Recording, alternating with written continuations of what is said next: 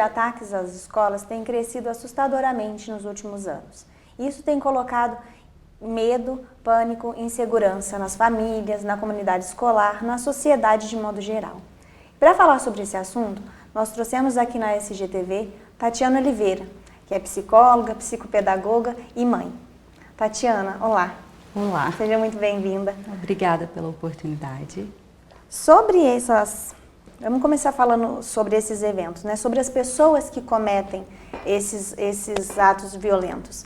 Existe um padrão, existe um perfil psicológico específico que vocês já conhecem, que vocês já têm conhecimento sobre isso para discorrer para a gente? O que acontece? Na maioria das vezes, esses ataques têm sido cometidos por jovens, e esses jovens são o quê? São pessoas vulneráveis, que têm uma maior dificuldade de socialização, de convivência em grupo, que sofrem bullying nas escolas e que muitas vezes não são acolhidos da forma correta. Então, o que é esse perfil? São jovens introspectivos, vulneráveis, muitas vezes por falta de acolhimento e orientação, e que são muitas vezes captados através das redes sociais, através dos jogos, de situações que os levam à abertura para esse mundo que a gente desconhece, onde são planejados esses ataques. Então, o perfil exatamente são considerados jovens. Na maioria das vezes eles se sentem vítimas da sociedade, é como se a sociedade devesse algo para eles. São jovens xenofóbicos, homofóbicos, que muitas vezes apresentam traços de racismo, de muita questão de classe social. Então, o perfil desses jovens é mais ou menos esse. E, Tatiana, como é que os pais poderiam identificar os sinais de que essas crianças, esses jovens, estão planejando, estão pensando esse tipo de coisa, e como é que os pais podem ajudá-los? Os pais devem ter livre acesso às redes sociais dos filhos, em primeiro lugar. Quarto de filho não deve, de forma nenhuma, ficar trancado 100% do tempo. A gente sabe que existe uma privacidade, mas existe um limite para essa privacidade. Então, primeiro ponto, os pais precisam saber o que os filhos estão fazendo nesses jogos, nas redes sociais, quem são esses amigos, com quem eles conversam. É necessário esse monitoramento.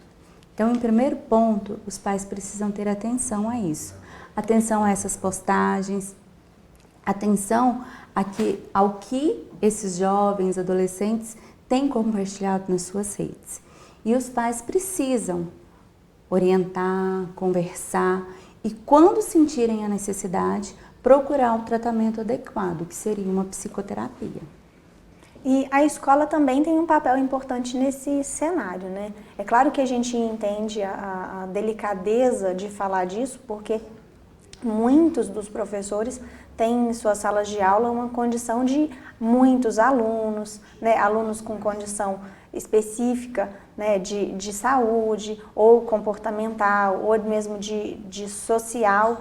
E assim, é difícil para o professor estar atento a todos os seus 20, 30, 40 alunos em sala de aula. Mas como é que a comunidade escolar teria a oportunidade de perceber também essa situação antes que ela aconteça?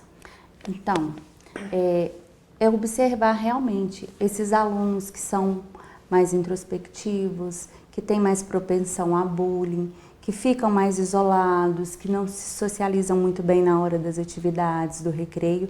E a escola, ela precisa trabalhar de forma preventiva. E o que seria isso? Debates, mesas redondas, palestra.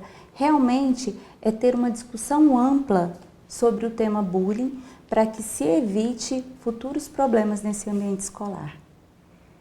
Pais irresponsáveis estão amedrontados, estão culpados, estão assustados diante das notícias que a gente está assistindo aí, né, nos noticiários. Como que é para os pais lidar com esse sentimento e, principalmente, como que os pais podem acolher esse sentimento das crianças? Então, nesse momento, todos nós estamos inseguros. E a primeira coisa, como pai, como mãe, nós precisamos acolher a nossa insegurança para conseguirmos conversar com os nossos filhos. E nós precisamos, primeiro, entender o que eles sabem, ter uma escuta acolhedora, saber o que eles estão sabendo, perceber o que são as informações que eles vão trazer e não inventar história. Precisa ser franco, ser verdadeiro sobre os acontecimentos, porém, não é um assunto que deve ser instigado. Obedeça o limite que seu filho estabelece. Ouça as informações que ele tem para te trazer e faça esse acolhimento, essa escuta. Seja um bom ouvinte. Acho que o que os pais mais precisam nesse momento é disso, de saber acolher esses filhos. E os professores? Os profissionais da escola, né, os auxiliares, as pessoas que estão envolvidas com a criança nesse processo educacional. Como é que elas vão gerenciar melhor o próprio medo, a própria insegurança, para conseguir também lidar e ajudar essas crianças? A primeira coisa que nós temos que ter como real, que os ataques, eles têm acontecido de forma isolada. Não existe nada generalizado, a não ser a quantidade de fake news que tem sido postada. Então, em primeiro ponto, nós precisamos ser realistas. O que realmente tem acontecido? Realmente, qual que é a incidência desses ataques? Então, os professores, educadores, auxiliares escolares, eles precisam entender isso. E diante disso, as escolas já tomaram as providências necessárias para uma maior segurança, os portões já estão mais fechados, o monitoramento tem sido mais efetivo. Algumas escolas contam já com a segurança militar na porta. Então, todo esse processo já vem para nos acalmar, de alguma forma acolher esse medo, para que assim nós possamos trabalhar com mais segurança com essas crianças. E para essas crianças, principalmente as crianças pequenas, do ensino infantil, do ensino fundamental, ver essa quantidade maior de polícia nas portas das escolas, perceber funcionários diferentes, funcionários de segurança, que as escolas, principalmente particulares, estão contratando e colocando na frente das escolas. Isso não é meio assustador para elas, que deveriam não ter ainda acesso a esse conteúdo e saber esse tipo de informação? De repente ver esse monte de polícia, um monte de segurança, um monte de gente estranha aqui na porta, o que está acontecendo? Isso não pode mexer com a cabecinha delas? Sim, claro. Porém, nesse momento, esse tipo de ação acaba se tornando inevitável. Então, é o que eu coloquei anteriormente. Conversem com seus filhos, entendam o que eles saibam, o que eles sabem. E realmente tentem explicar, dentro da percepção, da maturidade deles, o que é possível. Por quê? Tem algumas crianças que entendem, tem outras que não, tem aqueles que se preocupam, tem aqueles que é normal ver um policial na porta da escola, que não se atentam muito a esses detalhes. Então, isso vai da individualidade de cada um. Mas esse papel de acolhimento e de escuta vem dos pais. Você falou essa questão da maturidade da criança, né? O desenvolvimento de cada criança, olhar para cada uma, quer dizer, cada pai, cada mãe olha para a sua criança, conversa com ela, entende aquela cabecinha e orienta. Existe uma idade ideal, assim, existe um ponto que você fala assim, as crianças a partir dos 6 ou dos 10, ou sei lá, uma idade ideal a partir do qual você considera que a criança tenha maturidade para lidar com esses assuntos? Isabel, esse foi um dos pontos que eu até pesquisei muito. Em nenhum tipo de artigo, de livro, fala sobre essa idade exata para a abordagem do tema. Então, vai da individualidade de cada um. Contar para a criança, dizer, né, você falou agora mesmo, né, sobre os professores e os pais lidarem com as informações com as crianças. Contar para elas que as polícias estão ali, que os seguranças estão ali, explicar isso. Pode ser um fator de segurança, no sentido de acalmar, tranquilidade, mais para os próprios adultos do que mesmo para as crianças, não é isso? Exato. Exatamente, o que isso traz segurança para nós como pais.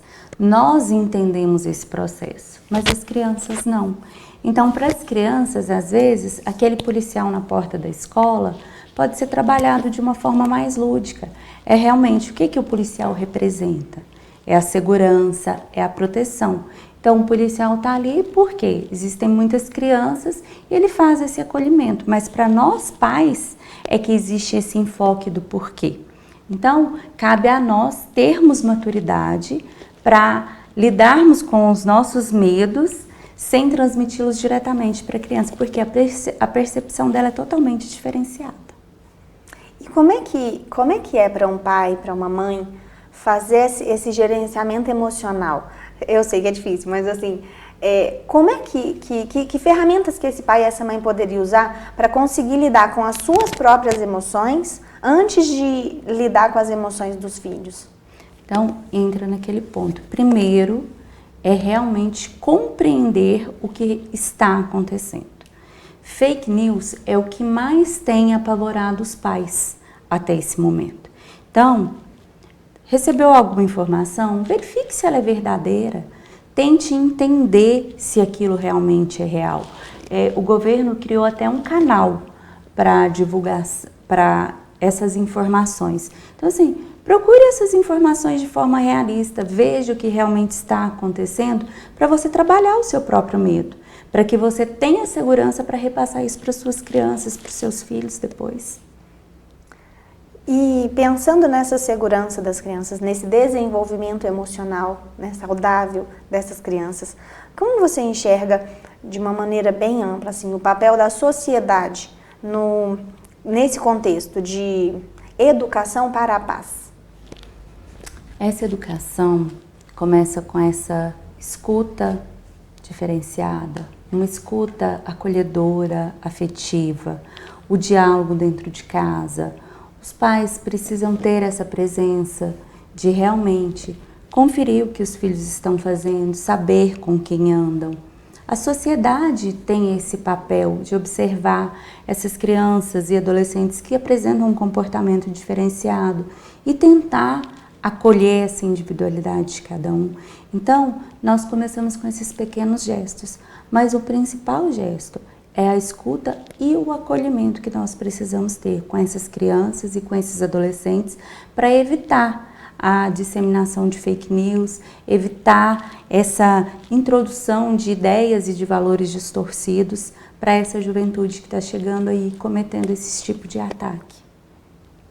Tatiana, antes da gente encerrar, deixa uma mensagem para aquele pai, para aquela mãe que não está mandando o filho para a escola, que acha que não vai mandar o filho para a escola até o final do ano, que o filho vai perder o ano letivo porque acha que não é seguro mandar o filho para a escola, né? Aquele pai, aquela mãe que não está deixando a criança brincar no parquinho, que não está deixando a criança ir na casa do coleguinha por causa desse pânico. Então, Isabel, o que eu posso falar é que realmente é um momento muito delicado.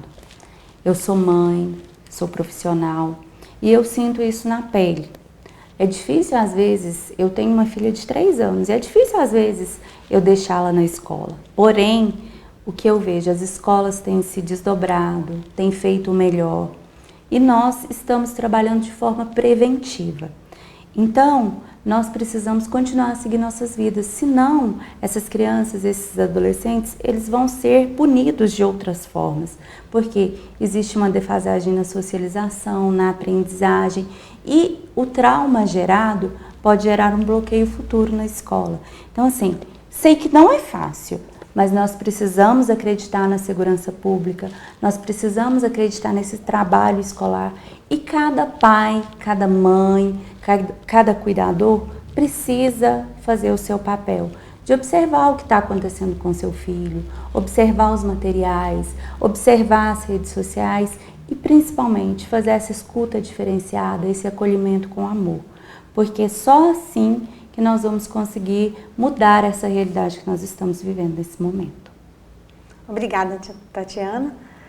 E obrigada a você por nos assistir. Continue atento à nossa programação e, principalmente, fique atento às notícias que receber no seu telefone, no seu grupo de WhatsApp. Antes de apertar o botão de compartilhar, liga no 190, entra no canal do governo, pergunta, se informa. Não espalhe o pânico sem saber o que é que está realmente acontecendo, sem ter certeza da informação que você está recebendo.